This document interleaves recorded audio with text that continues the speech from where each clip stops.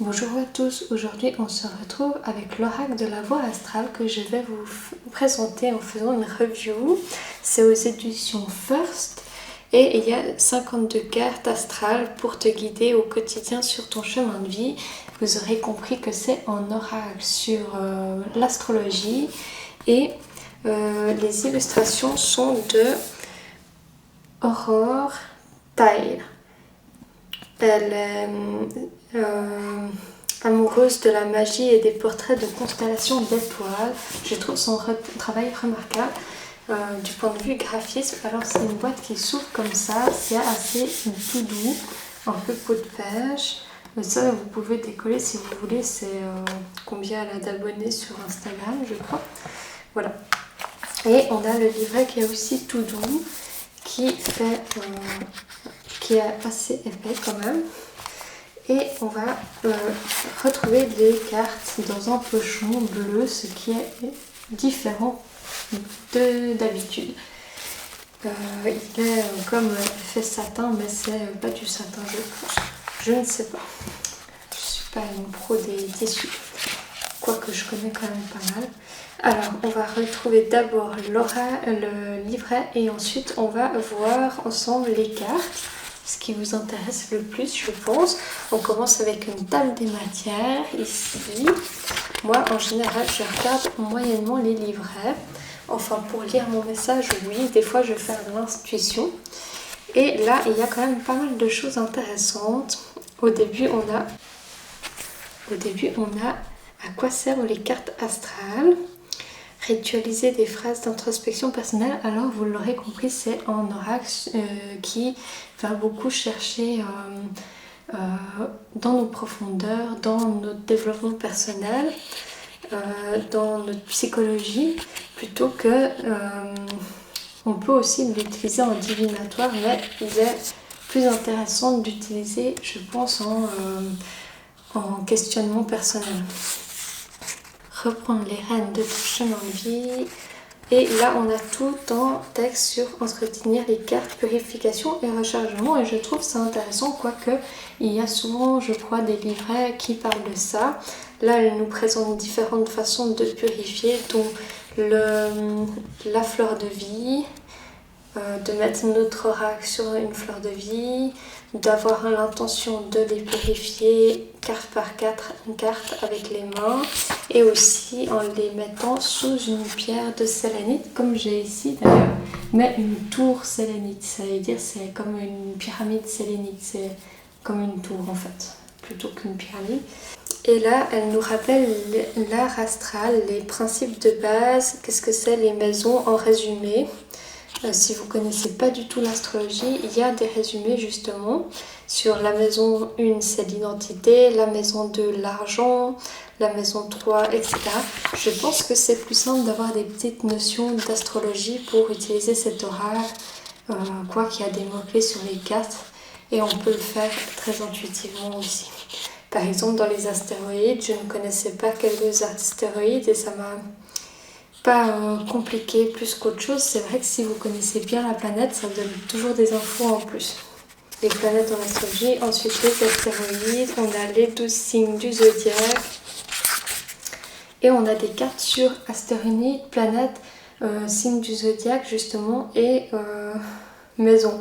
Et je trouve ça assez complet et vous verrez les illustrations, je les trouve très très belles. En mode de tirage, on a le passé, présent, futur comme tirage. La loi astrale, je n'ai pas trop compris comment ça fonctionnait. Et le bilan, c'est pas que c'est pas clair, c'est que j'ai survolé un petit peu.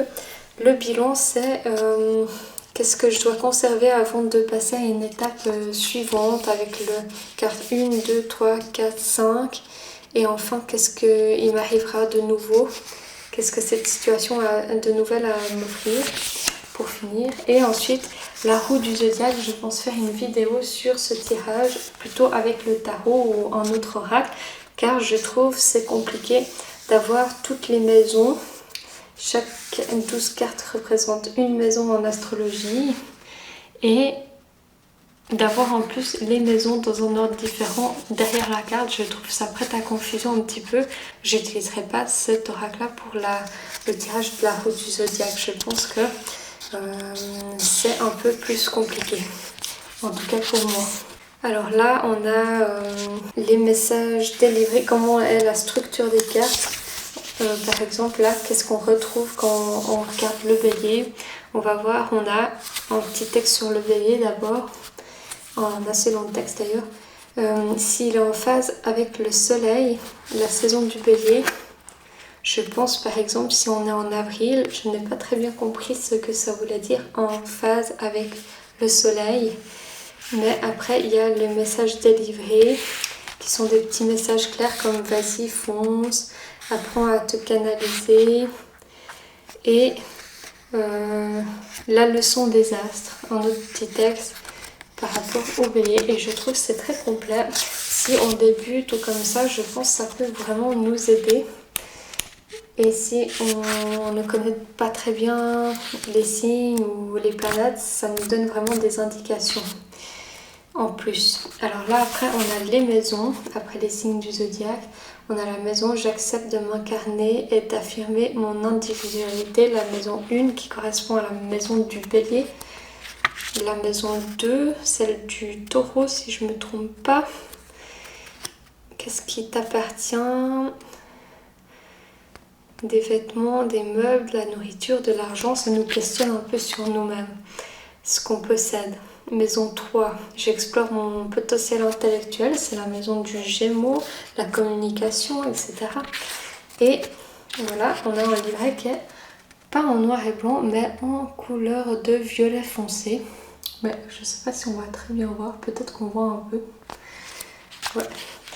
Et après les maisons, on a les planètes avec le soleil, la lune, Mercure, Vénus.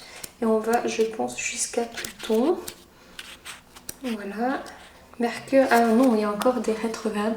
Ce qui je trouve très intéressant. Mercure rétrograde, Vénus rétrograde, Mars rétrograde, Jupiter rétrograde, Saturne rétrograde, Uranus. En fait, on les a toutes, mais en négatif. Et on a encore Chiron. Mais ça, c'est les astéroïdes, je crois. Lilith, Vesta, Junon, Phalas, Cérès, Père de fortune que je ne connais pas, Vertex non plus, je ne connais pas. Je trouve qu'il est assez complet et je voulais en faire une revue parce que justement, on n'en a pas entendu beaucoup parler, et le nord et le sud. On n'en a pas beaucoup entendu parler et vu passer, et je trouve qu'il gagne à être connu. Voilà, et je pense que c'est à cause de quelque chose qui n'a pas été très populaire peut-être. Alors, le défaut un peu, si on veut, c'est que les cartes, elles sont vraiment très fines. Elles sont pas hyper agréables au toucher non plus, je trouve. Elles sont fines et elles ont l'air assez fragiles, assez délicates quand je brasse. J'ai un petit peu peur de les abîmer. J'ai un peu l'appréhension pour quand je les brasse, et elles ont une texture un peu pas hyper agréable, mais ça va. Moi je suis pas très compliquée par rapport aux textures. Bon, j'adore quand c'est des bonnes textures et tout, mais je fais avec. On a une tranche qui est un peu gris-violet bleuté, c'est très original et très beau. Par contre, elles sont venues un petit peu collées entre elles, du coup j'ai eu un peu j'ai dû faire très délicatement pour pas déchirer les cartes quand elles s'étaient collées. Voilà. Et là on a les illustrations. Alors je vous laisse avec une petite musique peut-être. On verra si je mets une musique. Voilà. Maison.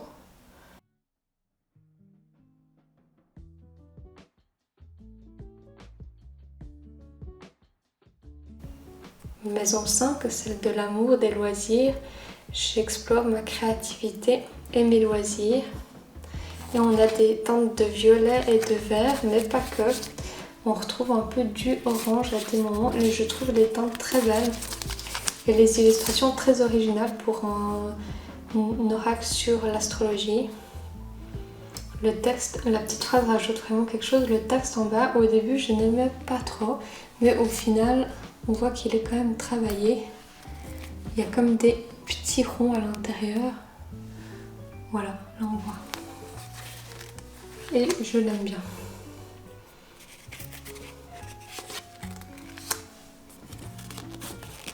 Je vais vous montrer aussi la qualité des cartes.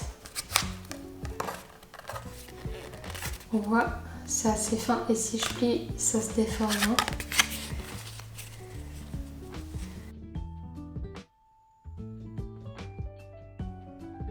Mais n'hésitez pas à le prendre quand même parce qu'il vaut vraiment graphiquement la peine, je trouve.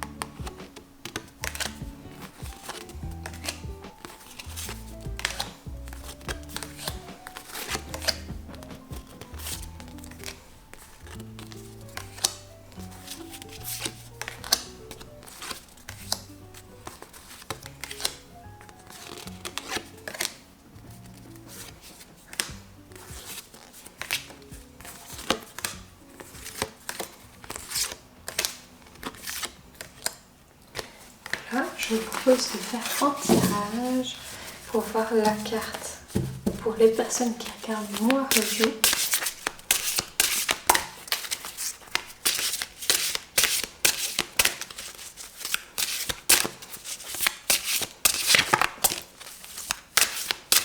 posez votre question.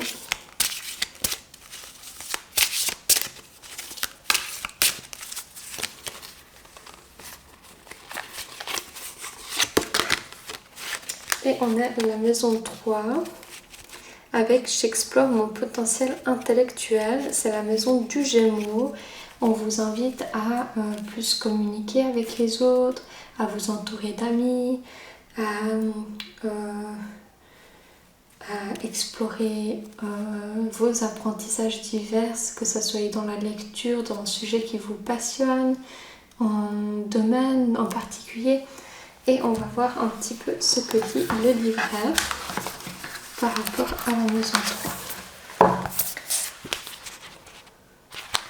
Ah, ben j'y suis presque. Alors voilà. Et on a ce beau... ces belles mains qui tiennent en...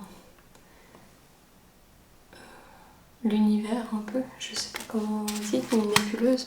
Si tu ne sens pas légitime dans la situation par laquelle tu consultes ou que tu es en pleine confrontation avec ce qui est le plus communément appelé syndrome de l'imposteur, cette carte vient de te rappeler que, comme ton individu né sur Terre, tu es doté de ton potentiel unique et qu'il t'est propre. Il peut se traduire par une intelligence pratique, littéraire, émotionnelle ou même spirituelle, mais elle est là, bien présente. Elle attend simplement que tu la débloques et en fasses bon usage. Cesse de te tourmenter l'esprit, ce qui te paraît simple et facile, ce que tu dois développer.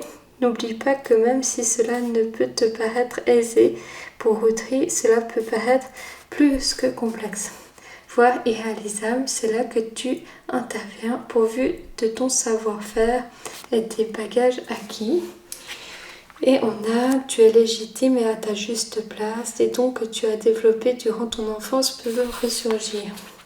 On a des personnes qui cogitent beaucoup sur leurs capacités, sur le fait d'être valable ou non, lié peut-être à l'enfance.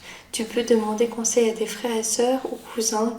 Ton mental a besoin de repos. Bouge et accorde-toi un week-end de déconnexion. Alors voilà le message pour vous. J'espère que ça vous a parlé. Merci d'avoir regardé ma vidéo. N'hésite pas à liker, à partager, évidemment. Ça me fait toujours plaisir et je remonte un peu dans l'algorithme parce que j'ai été bannie parce que j'avais une carte de l'étoile qui était un peu dénudée et YouTube a décidé que c'était répréhensible, que ça devait être caché parce qu'il y avait trop de nudité et donc j'ai plus fait beaucoup de vues en ce moment. Ça pourrait être très utile. Merci beaucoup.